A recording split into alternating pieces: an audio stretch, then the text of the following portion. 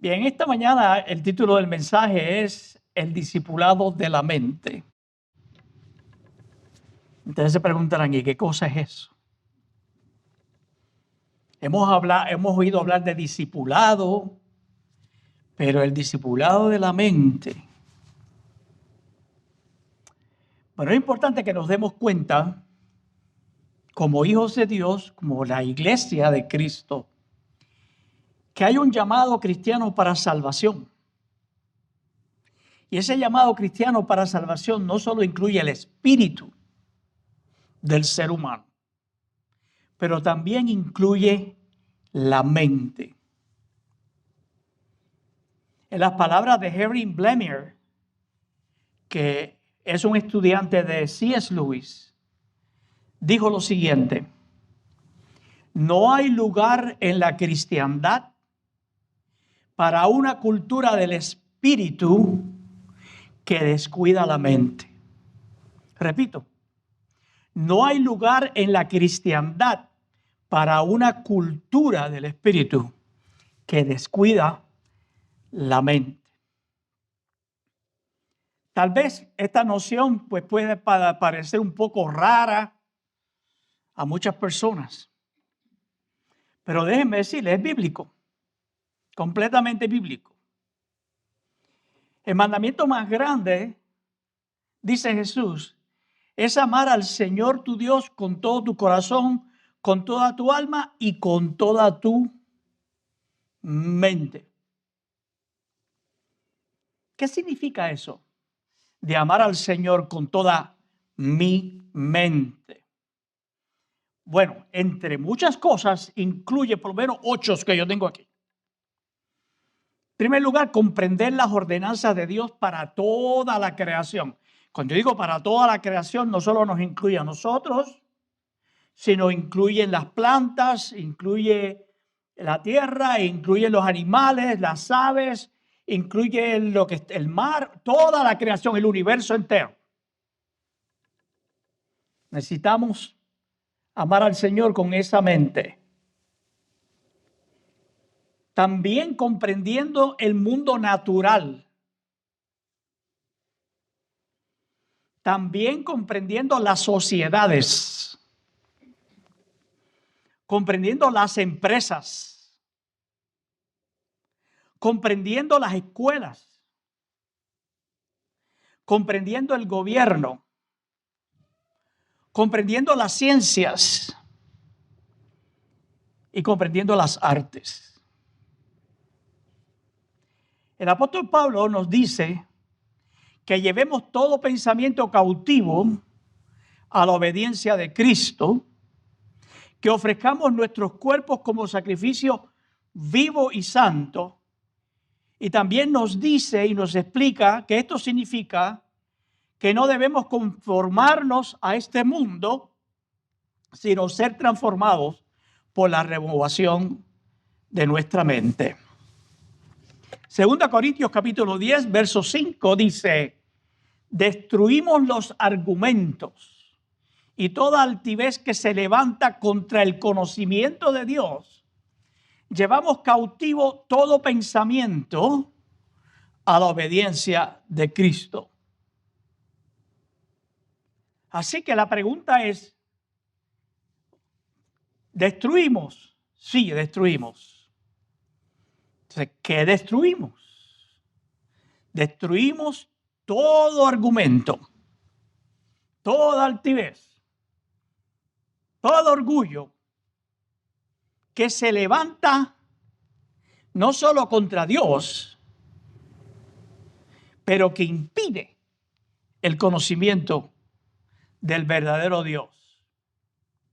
Y tomamos todas esas argumentos anti Dios y los llevamos cautivo al pensamiento de Dios, a la obediencia de Cristo Jesús.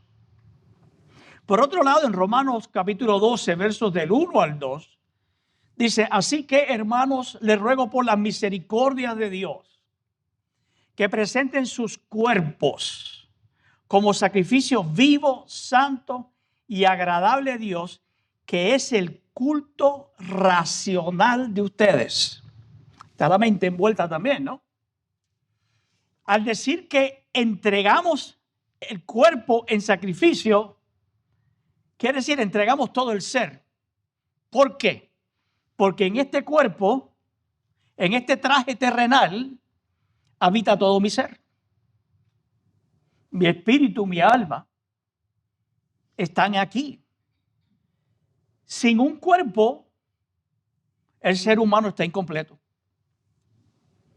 Por eso va a haber una resurrección de entre los muertos y vamos a tener un cuerpo diferente. Mientras partimos de aquí, estamos con el Señor en lo que Él viene para darnos el cuerpo nuevo. Estamos en lo que se llama ahora mismo los que han partido con el Señor. Teológicamente lo llamamos que están en un estado incorpóreo, que es decir, no tienen cuerpo físico. Pero Dios no va a dejar la cosa así. Dios quiere que tengamos un cuerpo físico. Y en este caso como el cuerpo de Jesús resucitado. Y aquí viene la segunda parte que me gusta que enfaticemos. Dice, no se conformen a este mundo. Es decir, no se conformen a la manera de pensar del mundo. No se conformen a la filosofía del mundo. Más bien, dice, transfórmense por la renovación de su entendimiento, de modo que comprueben cuál es la verdad. La voluntad de Dios, que es buena, agradable y perfecta. La voluntad de Dios es la realidad. Realidad. Lamentablemente, muchos cristianos han sido engañados al creer que existe una separación entre la fe y la razón. Nada más lejos que la verdad. El mundo quiere hacer una distinción entre lo que es de fe y lo que es de la razón. Y como resultado, muchos cristianos han rechazado la búsqueda intelectual que Dios quiere que busquemos. Estando en la Universidad de Puerto Rico, bueno, varios años atrás, ¿no? Haciendo mi bachillerato en psicología clínica, me tocaron muchos profesores de esa índole, porque aquello es, por lo menos en aquella época, aquello era una guarida de todo lo que fuera antidios ahí, ¿no? Y un estudiante, era este profesor de geografía, un estudiante, él empieza a preguntar si ellos conocían cómo era que la Tierra había sido formada y todo el universo y todo lo demás. Y un estudiante, así con mucho miedo, se atrevió a decirle al profesor, Dios lo creó. Eso fue un insulto para ese profesor. Que le dijeran Dios creó el universo, Dios creó la tierra, Dios formó la tierra, el mar y todo. ¿Sabe cuál fue el argumento del profesor? No. Eso es fe. Aquí no trabajamos con la fe. La fe es irracional. Aquí trabajamos con la razón y con la lógica. La ciencia no usa la fe, dijo el profesor. Y ahí pues me dio el latigazo ese que me da a mí de la cabeza a los pies, ¿no? Y yo le dije, sí, la ciencia usa la fe. ¿Cómo va a ser? No. La fe es una cosa y la ciencia es otra. No, la ciencia usa la fe. Por la fe es que se han hecho todos los descubrimientos científicos que se han hecho. Porque alguien tuvo que pensarlo y alguien tuvo que creerlo antes de que pudiéramos descubrirlo. Dijo, no, eso no es así. Y siguió dando la clase.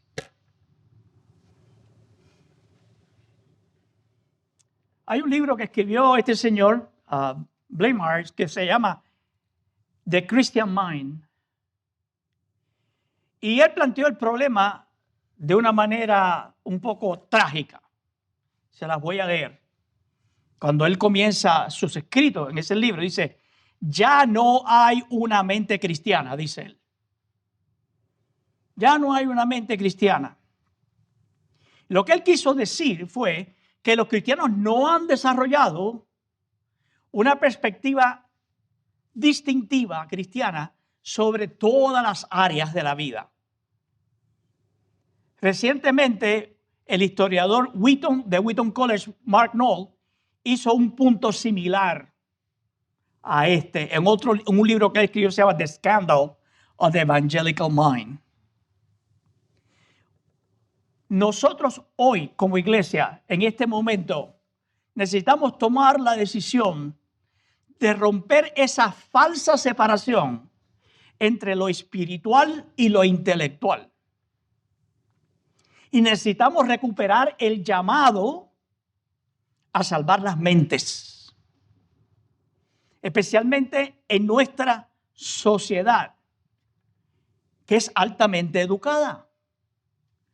A diferencia de hace 2 o 3 generaciones atrás, las iglesias de hoy están llenas de graduados universitarios o están en el proceso de graduarse. De hecho, las encuestas muestran que los evangélicos están mejor educados que la población en general. Y eso es un cambio sorprendente con respecto a hace más de 50 o 60 años atrás. Por lo tanto, debemos comenzar a redefinir nuestra misión como iglesia para incluir el evangelismo intelectual. El evangelismo intelectual. Necesitamos desarrollar una mente cristiana porque eso es un acto de discipulado. Es gratificante, es enriquecedor. Tú necesitas discipularte a ti mismo y a ti misma mentalmente. Y aquellos que están más capacitados deben ayudar a otros a ser capacitados intelectualmente. Cuando nosotros no estamos separando, debo decir, la fe, es decir, lo que creemos, la doctrina que tenemos, la cosmovisión cristiana, no la separamos de lo intelectual, de la razón, ¿ok? Entonces la historia, la literatura y la ciencia adquieren un nuevo significado, porque comenzamos a ver estas disciplinas como exploraciones de la verdad de Dios.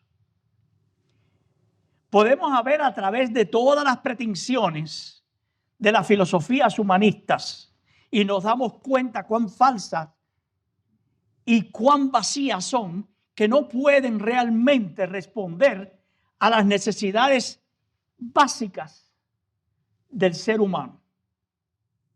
Especialmente es necesario y crucial que nosotros cultivemos una mente para que podamos evitar las trampas y exponer los falsos valores de nuestra cultura moderna. Todos los días estamos siendo enfrentados a los intentos de seducirnos para que nosotros adoremos los ídolos de la vida moderna. Y a veces, inteligentemente, muy disfrazados. Por ejemplo, una cadena de televisión produjo una película navideña titulada El árbol de Navidad. Eso fue en el 1996. Fue anunciado como puro entretenimiento familiar. Incluso lo publicaron con una foto de uno de los personajes principales, interpretado por Judy Harris, disfrazada de monja. Y eso adornaba la portada de la sección de televisión, del periódico, de todo lo que era la promoción, y tenía una excelente crítica interior que decía un cálido drama navideño. Un cálido drama navideño. Cuando uno oye eso y dice, pues drama navideño, pues tiene que hablar de nacimiento. ¿Qué se celebra en la Navidad? Nacimiento de Cristo, ¿verdad? Tienen que hablar de Dios. Bueno, pues ¿de qué se trata la película? La película se trata de un... ¿Alguien ha visto esa película? No, nadie. Bueno, se van a aburrir. Un joven arquitecto, paisajista, busca el pino que él tiene ideado que se va a instalar en el Rockefeller Center en esa Navidad. Y el árbol que busca termina encontrándolo en un convento de monjas.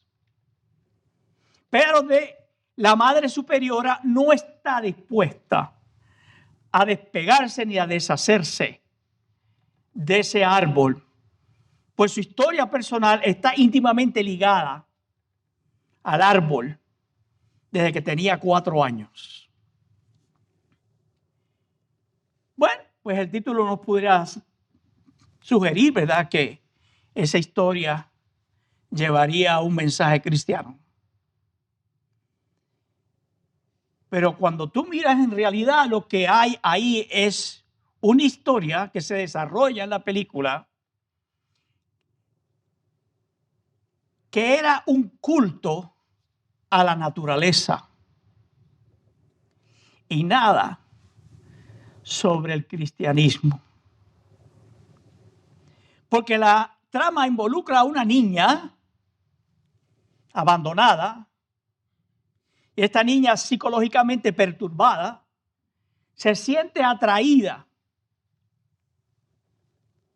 casi místicamente por el pino en particular.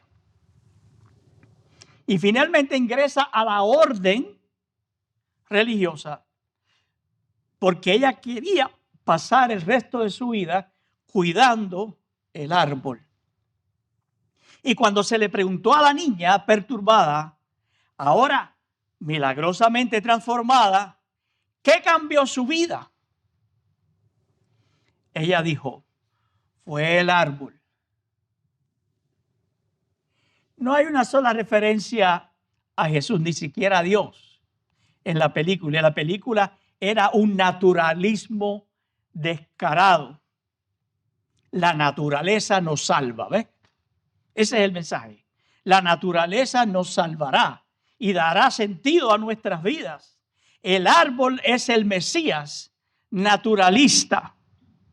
Y a menudo el mensaje es más sutil porque no solo nos llega a través de las películas, pero nos llega a través de los productos que se anuncian comercialmente. No solo nos quieren vender el producto, pero junto con el producto nos venden una filosofía humanista, secular, naturalista, que promueve una rebelión contra Dios y una autonomía del ser humano sin hacer referencia a Dios. J. Gresham Machen desafió a sus estudiantes de seminario en Princeton. Y él dijo que todo cristiano de hoy debería tomar en serio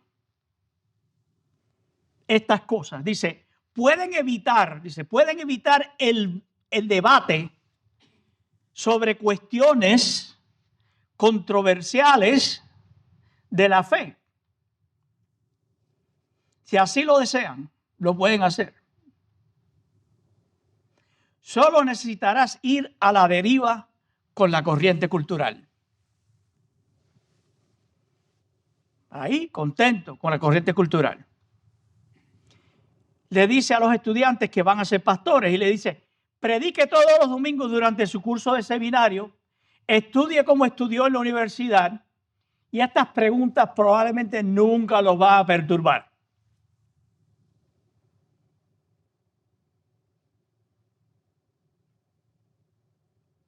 Muchos predicadores lo están evitando. No están cogiendo el toro por los cuernos, ¿verdad? Así se evitan todo tipo de controversia, ¿no?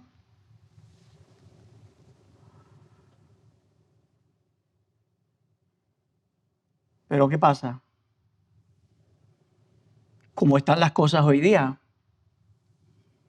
A ustedes no les interesa una clase de teología, ¿verdad que no? La iglesia está esperando predicadores, líderes, hombres de otro tipo diferente. Así que la misión para los cristianos es nada menos que convertirse en hombres y mujeres de otro tipo. Así que debemos ser hombres y mujeres que nos atrevemos, porque esto no se va a hacer sin que tengamos críticas, sin que tengamos gente que nos quiera cancelar la cultura de la cancelación, ¿verdad? Tenemos que ser fuertes, tenemos que atrevernos. Y tenemos que arrancar esa fortaleza que Satanás ha puesto en la mente aún de los cristianos de la separación entre lo espiritual y lo intelectual. Y necesitamos reconocer al Señor Dios Todopoderoso como el creador de todas las cosas y el soberano sobre todas las cosas. Debemos ser hombres y mujeres que entendamos, que comprendamos que la tarea es mucho más que lanzar cruzadas de protesta contra los abortistas o lanzar tipos de campañas políticas contra los homosexuales o lo que sea. Es mucho más que eso. Probablemente eso ni funcione. Al contrario, eso le da más auge a la cultura y a las otras filosofías. Sino debemos ver claramente que la lucha es entre principios. Un principio que choca contra otro principio. Un valor que choca contra otro valor. Y si la batalla la vamos a librar con honor y con la esperanza de victoria, entonces los principios deben enfrentarse uno con el otro. No podemos rehuir la lucha. No podemos rehuir la batalla. Y para poder estar preparados para eso, tenemos que entender los puntos de vista opuestos como sistemas de vida totales. Y luego tenemos que tomar la posición cristiana, que es un sistema de vida completo, no incompleto como son los otros sistemas de vida. Todo sistema de vida, toda filosofía debe por lo menos incluir 4 cosas. 4 cosas que el cristianismo incluye, y por eso la filosofía cristiana es real. Cualquier filosofía de vida, no importa cuál sea, el humanismo secular, naturalismo, lo que le quieran llamar, lo que ustedes quieran usar. La próxima que se invente tiene que contestar la pregunta es: ¿de dónde venimos? ¿De dónde salió todo este mundo que está aquí? ¿De dónde salió todo este universo? Todo esto que yo puedo ver con mis ojos, que puedo oler, que puedo escuchar. ¿De dónde salió esto? ¿Cómo esto llegó aquí?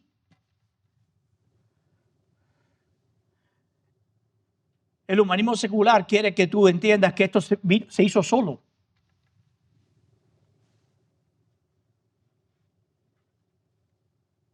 Habían 2 amigos.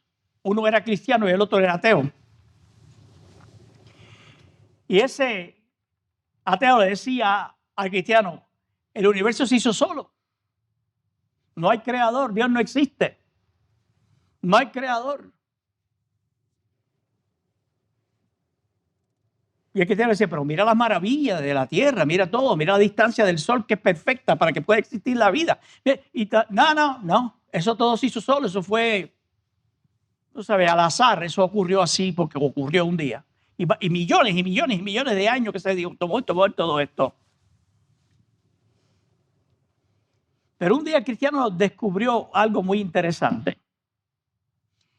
Y dijo, se acordó de su amigo, el ateo, y cogió.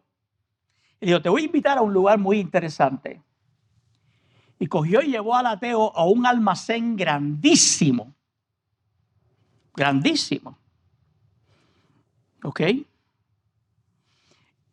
Y consiguió permiso para él entrar con el amigo ateo. Y fue para allá.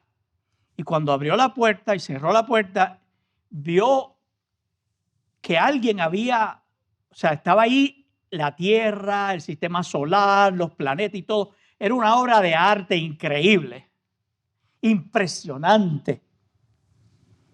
Y era como se veía, no se veía ni siquiera las cosas colgando, ni de dónde colgaban, sino se veían como sostenidas ahí en el aire, todo. Y el ateo se impresionó con eso. Digo, esto es maravilloso. Yo nunca había visto una cosa igual, esto es espectacular, dijo el ateo.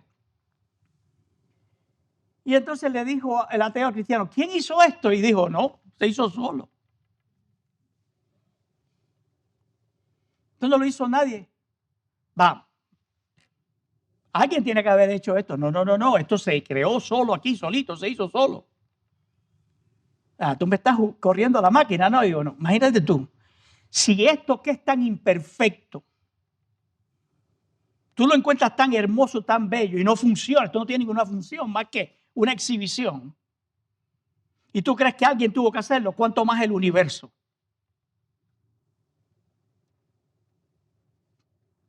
Por lo tanto, la creación es importante. Dios hizo que el universo existiera y creó a la humanidad a su imagen.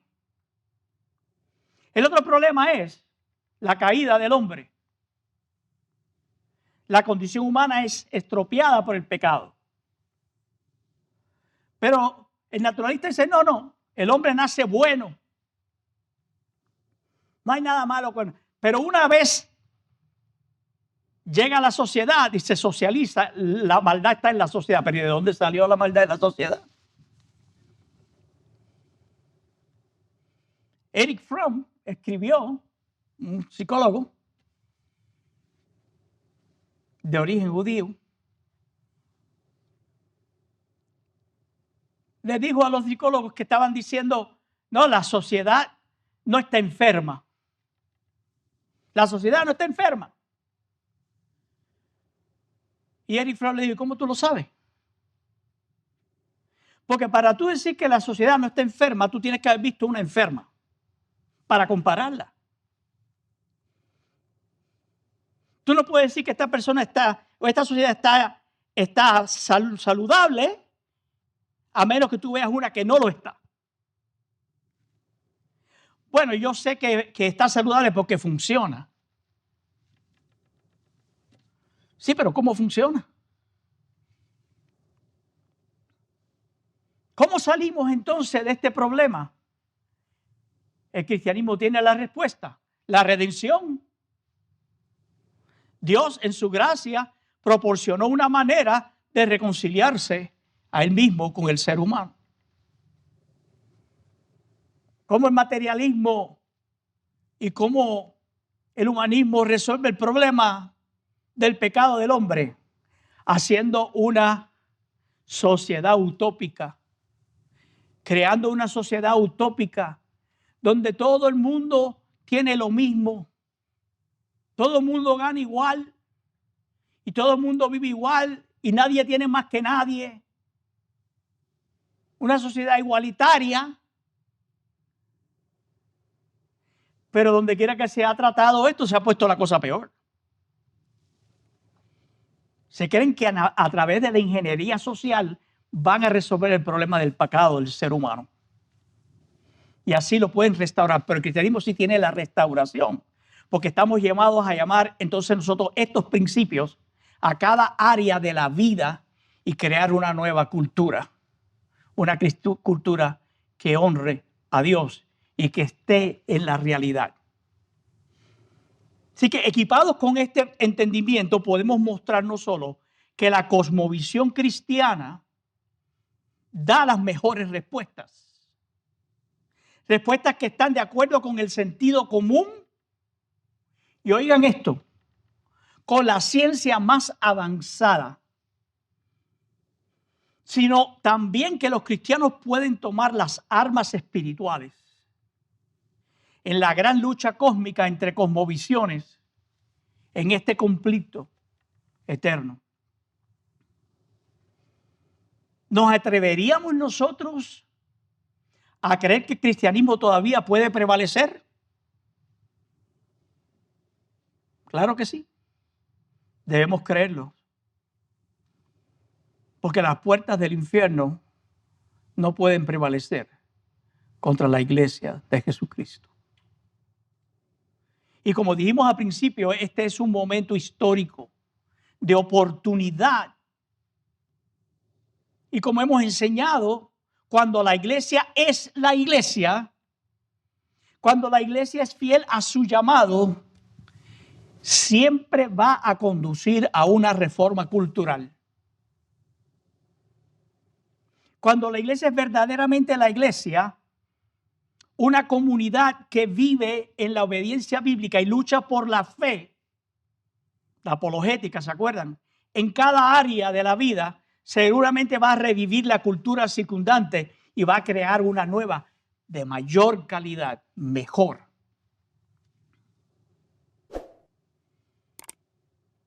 La cultura no es el problema.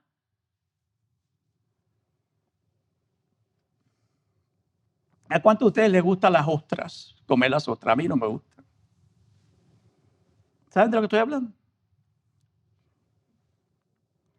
Las ostras forman su propia concha, ¿sí? La casita donde viven. Y hay conchas que están están desfiguradas, ¿no? Pero la concha no es el problema. Es la ostra, porque la ostra es la que hace la concha. La cultura no es el problema. La cultura está mal porque los seres humanos están mal. Porque la filosofía de vida que se está tratando de implantar no funciona. Está coja, no nos funciona. ¿Cuántos de ustedes recuerdan el 9/11? ¿Lo recuerdan? Ustedes todavía no habían nacido para el 9/11.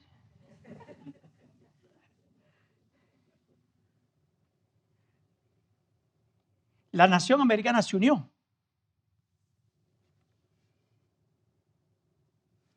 ¿Cuántos humanistas salieron a ayudar? ¿Cuántos humanistas tenían un mensaje de fe, de fortaleza, de consuelo para ayudar a la nación americana a levantarse de nuevo y a sanar? No los encontraban ni por los centros espiritistas, ¿eh? Solamente los cristianos, las iglesias, los pastores, aún el presidente de los Estados Unidos, aún se cantaban los himnos y se oraba. Y el cristianismo resolvió. ¿Y dónde estaban los humanistas? Los naturalistas, ¿qué ofrecieron? Nada. ¿Por qué? Porque no tienen nada que ofrecer.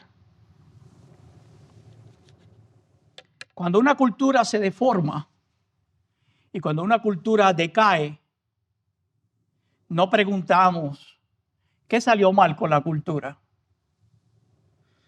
Tenemos que preguntar qué salió mal con la filosofía dominante en esa cultura. Conclusión. El llamado cristiano para salvación incluye no solo nuestro espíritu, sino que también incluye la mente. Y el apóstol Pablo nos dice que llevemos todo pensamiento cautivo a la obediencia de Cristo, que ofrezcamos nuestros cuerpos como sacrificio vivo y santo. También dice y luego explica que esta significa que no debemos conformarnos a este mundo, sino ser transformados por la renovación de nuestra mente. La esperanza para el mundo de hoy es un orden espiritual, renovado y vibrante. Es una filosofía creadora de cultura, de hombres y mujeres preparados para la gran batalla de principio contra principio.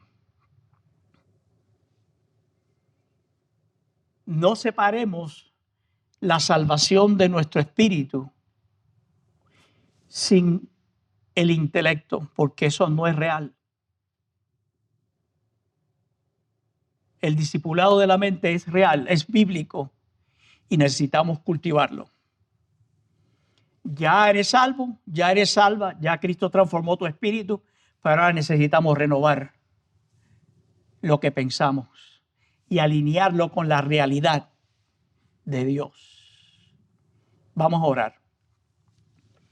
Padre, gracias en esta mañana por hablarnos claramente sobre cuál es nuestra misión. No estamos aquí solamente para salvar las almas, para salvar los espíritus de los hombres, pero también sus mentes. Y la manera que podemos hacerlo es si hay un compromiso individual y colectivo de la iglesia en prepararse y capacitarse y romper la mentira de que hay una separación entre lo espiritual, la fe y lo racional y lo intelectual o la mente. No existe esa separación. Satanás quiere que nosotros creamos esa mentira para darle entonces la oportunidad a la cultura que él promueve a que se establezca como algo racional, como algo verdaderamente inteligente, pero es todo lo contrario. Ayúdanos como iglesia y como tu pueblo a vivir conforme a tu voluntad, que es buena, agradable y perfecta. Y ayúdanos a interesarnos, Espíritu Santo, en cultivar nuestra mente, en cultivar nuestro intelecto, en prepararnos cada día mejor. En el nombre de Jesús. Amén. Que el Señor los bendiga en esta mañana.